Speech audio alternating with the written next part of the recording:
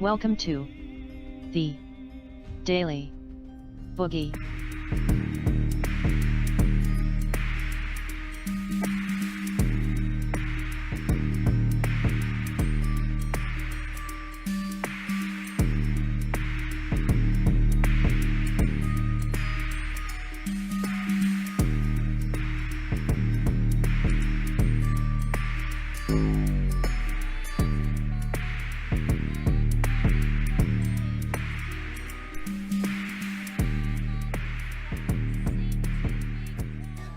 All right, it's time for The Weekly Stelter. President Trump's see what Brian's got for us this week. Spent almost a year trying to discredit this probe. They've been acting like there's something to hide. But, you know, the president's lawyers and spokespeople have all preached cooperation up until now. They've said Trump is cooperating, he's going along with it, etc. But now, this weekend, that has changed.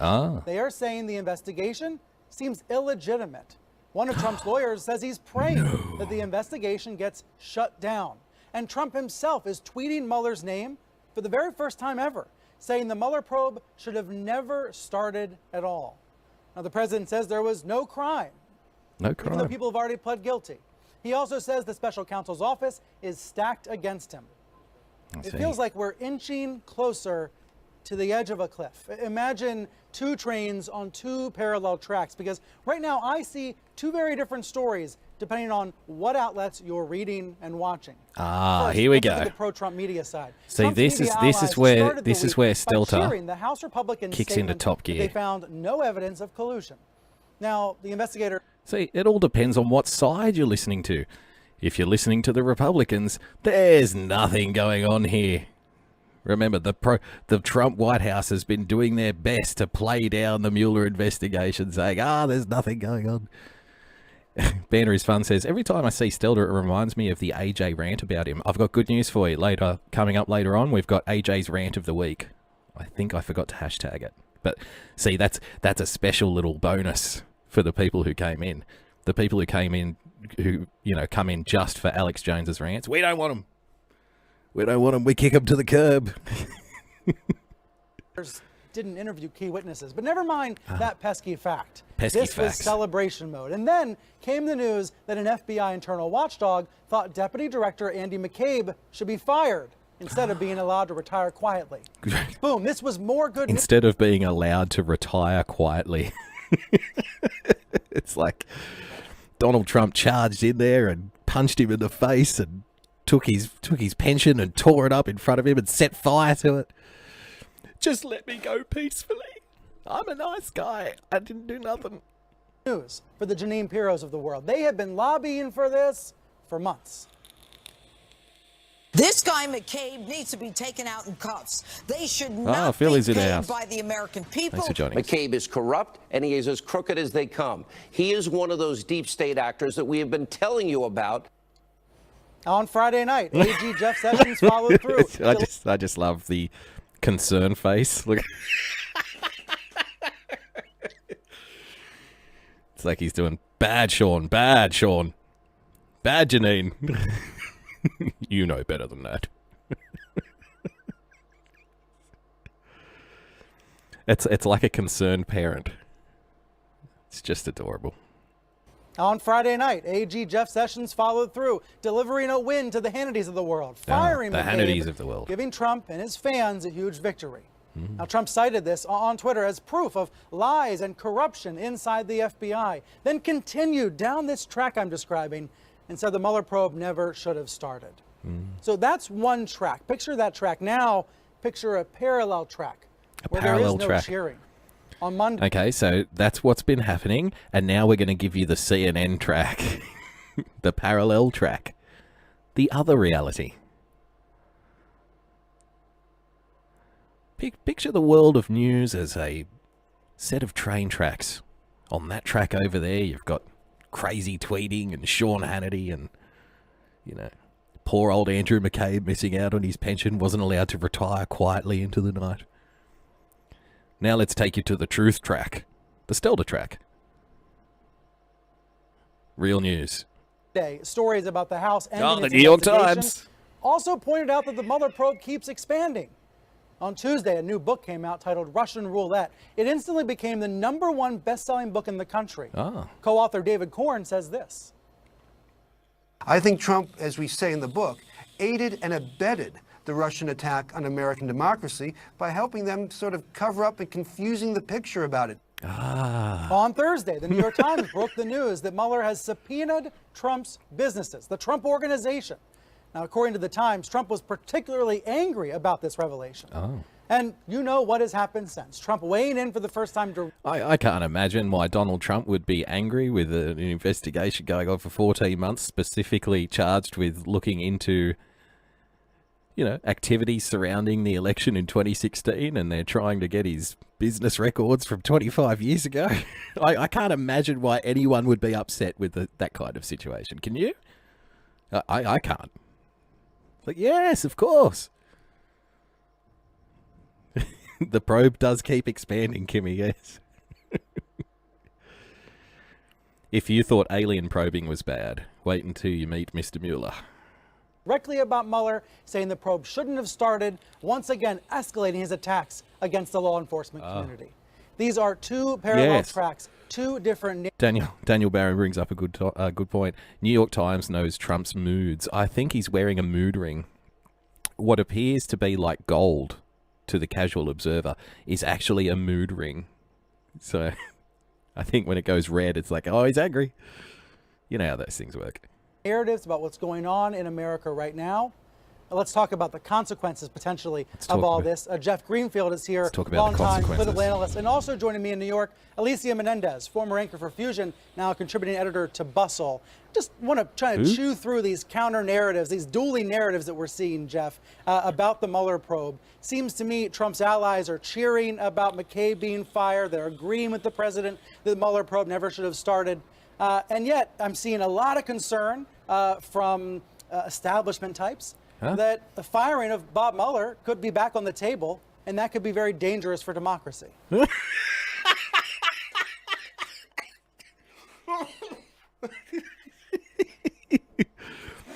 Surely not those establishment types who all of the Trump supporters hate, Mr. Stelter. They've been pushing this, you know, Mueller getting fired thing for months. For months and months and months.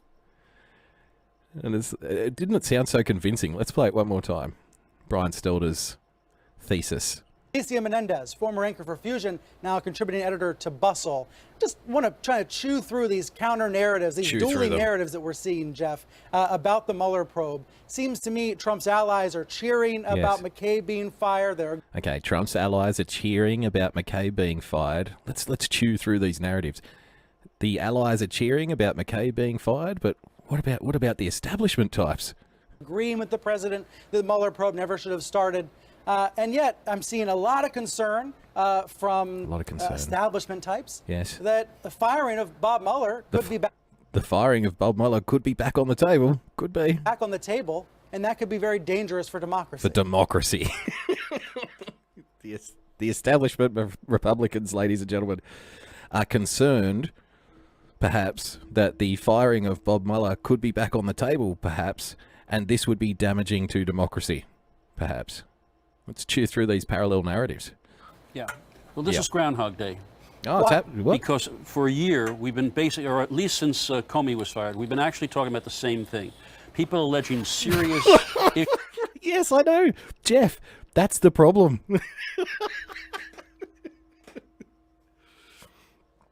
Jeff Greenfield's like, this is like Groundhog Day. We've been talking about this stuff for a year. It's like, I don't know why people aren't listening. Can you believe, Brian, that we've been having this exact same conversation for a year and still we haven't been proven right? Can you figure that out? But it's never like, what are we doing wrong? It's always like, this just proves that Donald Trump is like extra wily in concocting his schemes to create these parallel counter narratives that we need to chew through. Issues involving the Trump campaign and the Trump presidential behavior, and Trump's allies saying whatever you hear from these sources is fake and is therefore not to be believed. I mean, I feel like you could play a tape of me for the last 4 times I've been on. Maybe we should play one right now. How do we know this isn't a tape? No, but that's a straw man. People saying everything you hear from these sources is wrong. We've been over this. The thing about fake news is, let's go over it one more time.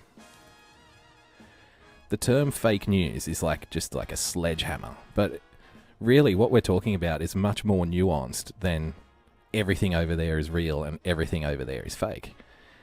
If you legitimately go into, sifting through information with that dichotomy present at the outset, then you're a moron. Don't be a source Nazi. Fake news can be a story with facts, but other half-truths interwoven into them. And so it's the conclusion that you spit out at the end of it. That might be the fake part. You could write a pro-Trump story and an anti-Trump story using the same exact 3 facts in both stories. It's everything that goes on in between them and how they're woven together. And like I said, the conclusion that's spat out at the end. So when people say, when guys like this, Jeff, come on and say, those Trump people, they're saying that everything that those people say is fake. That's not the case at all. It's not the case at all. I'll cite CNN, New York Times, Washington Post, when I think they've gotten something right. But it's, be wary. It's a tapestry of facts and half-truths, truths, half-truths, and storytelling. Hubble, bubble, toil, and trouble to pour out a conclusion at the end of it. That's what you got to be wary of. But carry on, Brian. The fact that Barry McCaffrey the other day, retired 4-star general, pretty much conservative, said this president is a serious threat to national security. Now, in other times, that would have been a shocker. But once again, you're getting this situation where the Trump supporters say, I don't care. We don't believe it. He's corrupt. He's deep state.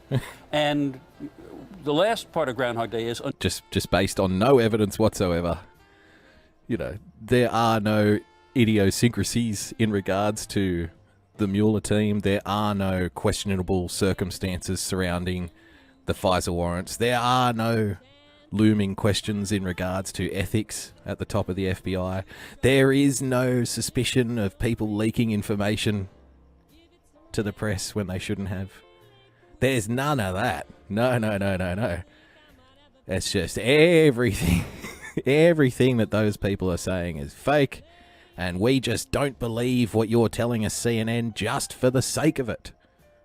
Just for the sake of it. Because we love our Trump so much.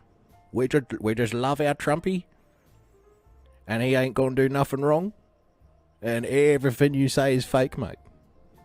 That's the story here. And that's as far as it goes. Carry on, Brian. Until and unless the people who control the Congress actually find that Trump has crossed a line that they will hold him accountable for, I don't believe any of this makes much difference. I want to jump on that last point because I think that's where it becomes the responsibility of journalists to start asking congressional Republicans what that tipping point is, where their red line is, when they're going to be willing to call. She was very keen to jump in there to say that she needs to be doing a better job. Did you notice that? Well, let me just jump in there. Journalists need to do a better job. Thanks for joining us on the panel, young journalist. Congress actually find that Trump has crossed a line that they will hold him accountable for, I don't believe any of this makes much difference. I want to jump on that last point because I think that's where it becomes the responsibility of journalists to start asking congressional Republicans what that tipping point is, where their red line is, when they're going to be willing to call Trump out. Up until this point, there has been this idea that they're not willing to do that. No, she's got it all wrong. And Brian knows she's got it all wrong. Don't bother asking congressional Republicans where the line is. No. Play a one-sentence clip of Sean Hannity say that Trump supporters just don't believe anything we say because they're in love with the president, say there are 2 competing narratives that we must chew through, and proceed with the hyperbole. That's journalism, sweetheart. If you think asking tough questions and, dissecting answers is journalism in the 21st century. I've got news for you. You're living in the past, man. Stop living in the past, man. We don't roll that way no more. Because they have midterms coming up and Trump is very popular among their base. But as What do you think this is? Some, like, internet blog? This is reliable sources, darling. We just chew through narratives here. Have this chaos play out, both the turnover in the White House and the actual policy chaos that we are seeing, where you have the president on one day saying one thing about immigration reform, coming out another day saying something different. 800,000 young people's lives thrown into chaos over that, whether you see the Dow dropping 200 points, punitive tariffs. There are so many reasons that the American public can look at this presidency and say, is this chaos Look at all the things I know. This is chaos. Something that I am willing to reckon with in my own life. And the more that Americans begin to process that, I think the greater likelihood you see of Republicans being willing to question the president. Netrag says, but she's a commentator, not a journalist. Well, she's doing a good job commentating, so I might grant you that one. The president's tweets, the new tweets from today about Mueller and about McCabe and the FBI. On the one hand, it's just tweets, right? It's just rage tweeting. He's just angry. Yes. We've coined a new term. We've coined a new phrase. Stelter. He's just the best, isn't he? First you had hate speech. Now you've got rage tweeting. It's from today about Mueller and about McCabe and the FBI. On the one hand, it's just tweets, right? It's just rage tweeting. It's just rage tweeting. It's nothing. It's just a little bit of rage tweeting. I enjoy a little bit of rage tweeting before I go to bed myself. He's an absolute genius. Great. On the other hand, he's the president of the United States, taking out his anger on the law enforcement community. And I noticed what Jeff Zeleny, our colleague here at CNN, said on Twitter a couple hours ago. When saying tweeting just isn't enough and you really need to get the point across, let's call it rage tweeting. It's like, you can just picture Donald Trump, can't you, after he sent the tweet, just like throwing his phone out the window. Ah! Yeah, rage tweet. Put it on screen. He said, hey, does President Trump know something that we don't? Something coming down the pike that we don't know about? This morning's tweet storm, he said, attacking the investigators seems to be a sign of something brewing. But I think we have seen this kind of behavior almost attacking from the investigators. in fact, before he was ever elected. I mean, in a sense, when you go back all the way back to the campaign when Trump was saying, if I lose, it's because it's rigged, you have an absolute consistent behavior. And what I think has so far worked for him is that for all of this behavior, once again, the people who have the power, the only people who have all of this behavior, the rage tweeting,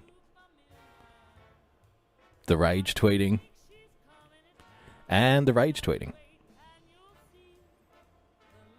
Faith Hope Love says he has backup phones for that. Yes, of course. I mean, you know, I don't think you can really call it rage tweeting until you're getting the hammer out and smashing the device with it, you know. You place the iPhone or the, the tablet down on the desk calmly, pull out a ballpoint hammer and die. That would be rage tweeting or something else. I believe the something else is referred to as an honest mistake, which is not suspicious at all, and no prosecutor would even ask any questions about it whatsoever. The real issue is rage tweeting, where the phone stays intact after the tweet was ragedly sent out there into the world. Rage Instagramming is next, yes. Absolutely. Of the power to hold him to account for this are not doing it. I don't know how many times I've heard Speaker Ryan say about one Trump behavior, well, this is troubling. Yeah. I'm concerned. Right. But the argument that the president has been making since before he was the president, whatever you hear about me that is critical, by definition is false because these people are lying.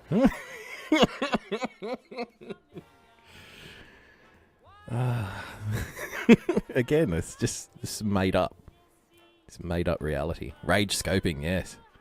Rage probing, rage scoping, rage tweeting. Rage.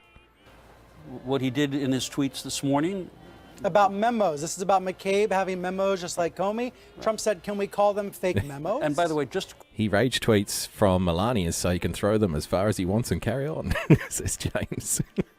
Quickly, Lawfare, a very respectable website, has said, there might be reasons why the firing of this deputy director was justified. Wow. What a concession. How very considerate of Mr. Greenfield.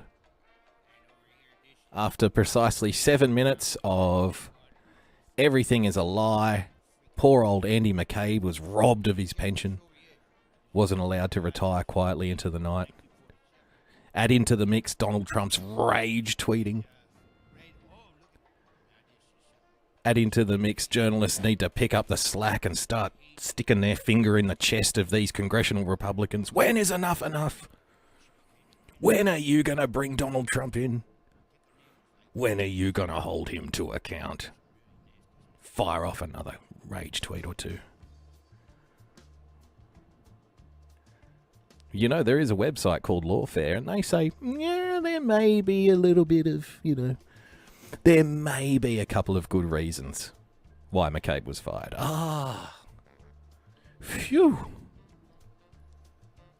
For a while there, I thought it was just rage tweeting and parallel narratives. Silly me. Career officials who made that choice. And so it's very important, I think, for us as journalists to try to separate what is just angry and false tweeting from issues that might be more angry serious. and false. Journalists can also sit here, angry tweeting, false tweeting, rage tweeting. Here and until we're blue in the face, saying this is troubling, this is concerning, this seems dangerous. It feels like we've been sitting here forever saying over and over again, this is troubling, this is concerning, this is dangerous, all this rage tweeting. How long can it go on?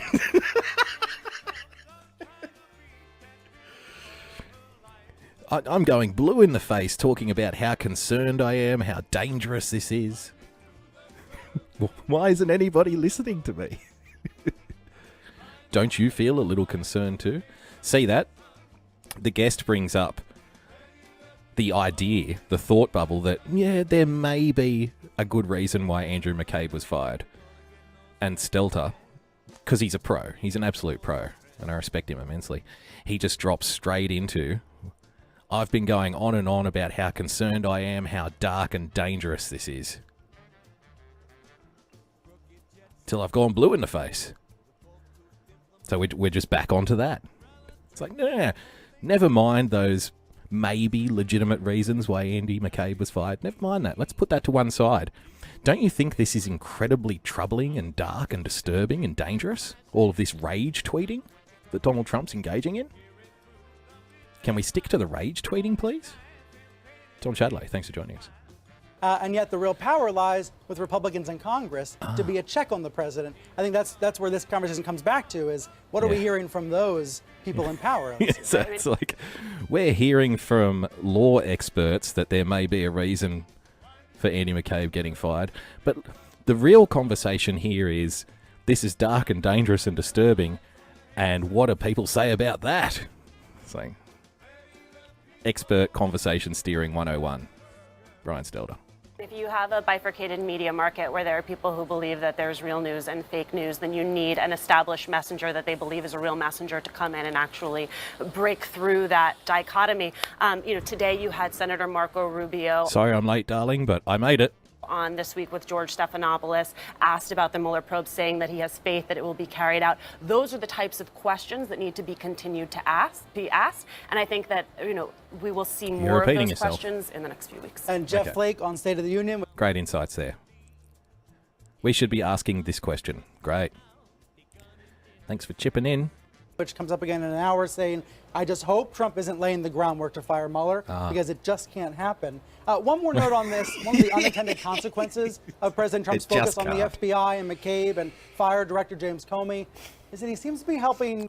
Trump may be laying the groundwork to fire Mueller with all of the rage tweeting, ladies and gentlemen. Keep that in the back of your mind. Think about how dark and disturbing and how concerning that is. Seriously. Comey's book sales. Check this out. This is the pre-order for A Higher Loyalty. This and is now we're Comey's plugging. book comes out Now in a we're month. plugging Comey's book.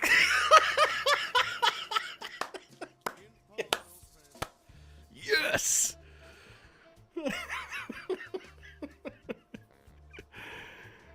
Oh, fantastic.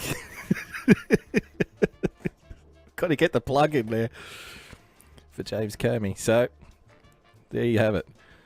Donald Trump viciously and callously ripped the pension out of Andrew McCabe's hands with no reason whatsoever. He's been engaging in rage tweeting in order to justify this horrible, horrible move. Really, it's the fault of the journalists for not asking better questions. Although there may be reasons why Andrew McCabe was fired that are perhaps legitimate, that concession was granted to us. That's still no excuse for the fact that I've been sitting here for 12 months till I've gone blue in the face talking about how concerned I am and how troubling this is and how disturbing the whole situation has become. So in this land of parallel narratives that we attempt to chew through, fake news and real news, people trying constantly to pull one over, pull the wool over your eyes, lead you astray. Who can you trust? Well, here's James Comey's book, and you can pick it up at any good retailer. Courtesy of reliable sources. Ladies and gentlemen, that was The Weekly Stelter. fantastic. Thanks.